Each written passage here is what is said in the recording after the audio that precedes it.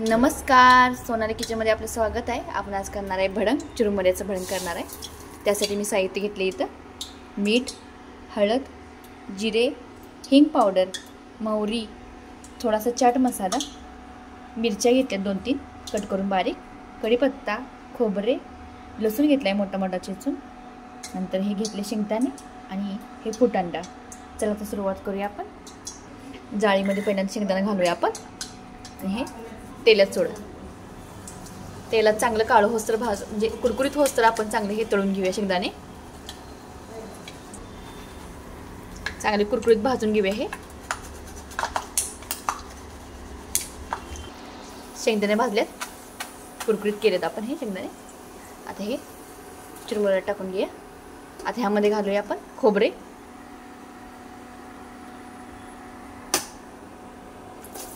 खोबरे पण चांगलं कुरकुरीत तळून घेऊया।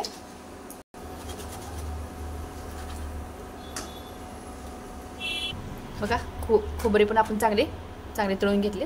हे घालूया आता भडंगामध्ये। आता ह्यामध्ये घालूया आता फुटाणे काही लगेच तळतात।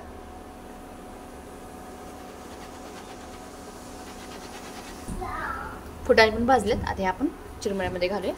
आता घालूया मिरच्या पण चांगल्या कुरकुरीत तळून घेऊया।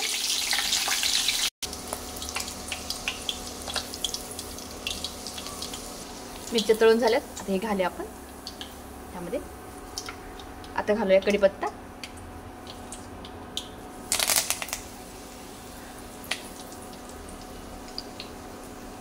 कुरकुरीत तळून घेऊया हे आपण। कढीपत्ता घेतला तळून चांगला व्यवस्थित। आता घालूया आता लसूण,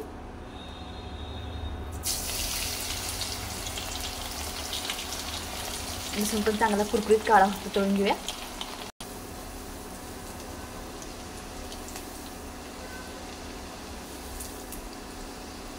लसूण पण चांगला तळलाय। ते घालूया।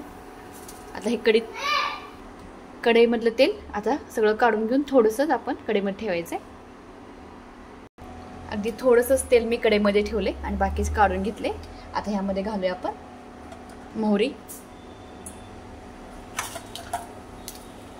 मोहरी ततरत आहे, जिरे, हिंग पावडर आणि शेगडी बंद केले। आता हळद घालूया आणि हे मिक्स करून घेऊया। आता ह्यामध्ये सगळा हा माल मसाला घालूया आणि हे चांगलं हलवून घेऊया व्यवस्थित। हलवायच्या अगोदर ह्यामध्ये घालूया थोडासा चाट मसाला आणि मीठ। हलवून घेऊया सगळं व्यवस्थित।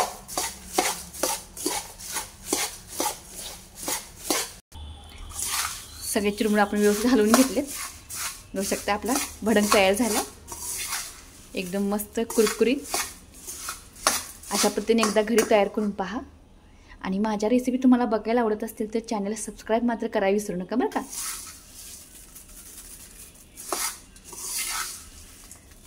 धन्यवाद।